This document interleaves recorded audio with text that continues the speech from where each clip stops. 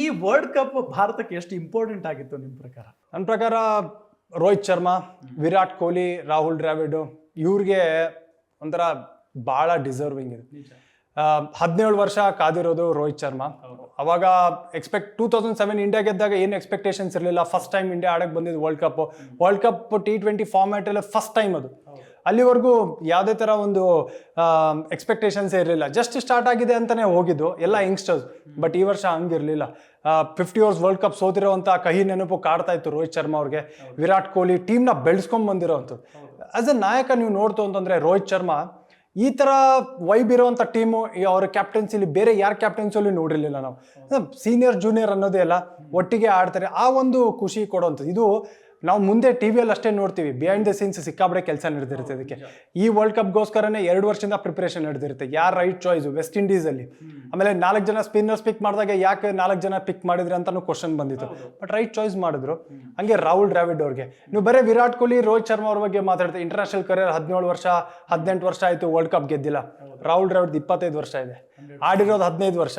ಆಮೇಲೆ ಅಂಡರ್-19 India NCA director, ಆಮೇಲೆ India coach. ಅವ್ರೆಷ್ಟು patience.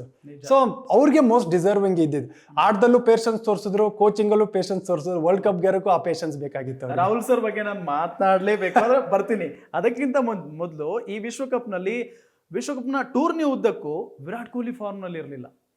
ಭಯ ಆಗೋಗ್ಬಿಟ್ಟಿತ್ತು, ಫೈನಲಲ್ಲಿ ಆಡ್ತಾರಾ ಇಲ್ವಾ, ಯಾಕೆ ವಿರಾಟ್ ಕೊಹ್ಲಿ ಅವ್ರನ್ನ ಕೂರಿಸ್ತಾ ಇಲ್ಲ ಸೈಡ್ಗೆ, ಕೂರಿಸ್ಬೇಕು ಅನ್ನೋ ಮಾತು ಕೂಡ ಕೇಳಿ ಬರ್ತಾ ಇತ್ತು.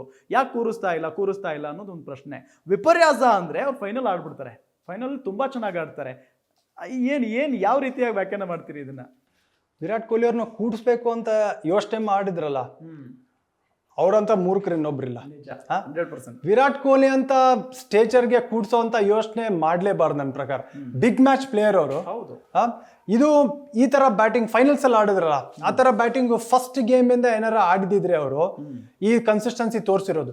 ಬಟ್ ಈ ವರ್ಲ್ಡ್ ಕಪ್ ಬರಕ್ ಮುಂಚೆ ಇಂಡಿಯನ್ ಟೀಮ್ ಒಂದು ಬೇರೆ ಬ್ರ್ಯಾಂಡ್ ಆಫ್ ಬ್ಯಾಟಿಂಗ್ ಆಡ್ತೀವಿ ಅಂತ ಒಂದು ಪ್ಲಾನ್ ಇಟ್ಕೊಂಡ್ ಬಂದಿದ್ರು. ಔಟ್ ಆಗಿರೋ ರೀತಿ ನೋಡಿ, ಅವ್ರು ಎಲ್ಲ ಹೊಡೆಯಕ್ ಹೋಗಿ ಔಟ್ ಆಗ್ತಾರೆ. ಆ ತರ ಬ್ಯಾಟಿಂಗ್ ಅಲ್ಲ ಅವ್ರದ್ದು. ಬಟ್ ಅಂದ್ರೂ ಟೀಮ್ ಡಿಮಾಂಡ್ ಮಾಡ್ತಾ ಇತ್ತಲ್ವಾ ಆ ತರ ಬ್ಯಾಟಿಂಗ್ ಆಡೋದಕ್ಕೆ. ಅದಕ್ಕೆ ಆ ಒಂದು ಪ್ಲಾನಿಂಗ್ ಗೋಸ್ಕರ ಅವರ ಬ್ಯಾಟಿಂಗ್ ಶೈಲಿನೇ ಚೇಂಜ್ ಮಾಡಿದ್ರು.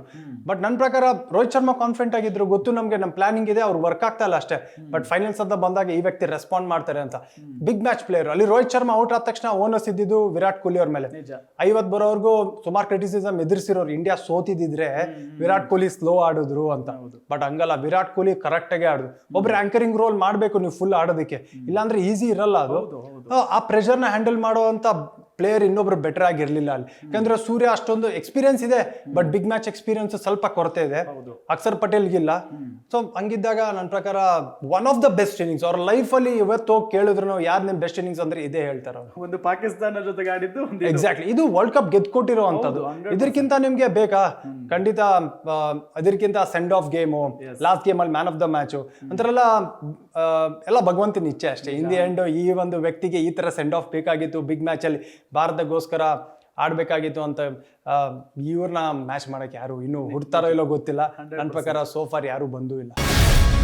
ಗ್ಯಾರಂಟಿ ನ್ಯೂಸ್, ಸುದ್ದಿ ಖಚಿತ, ನ್ಯಾಯ ನಿಶ್ಚಿತ.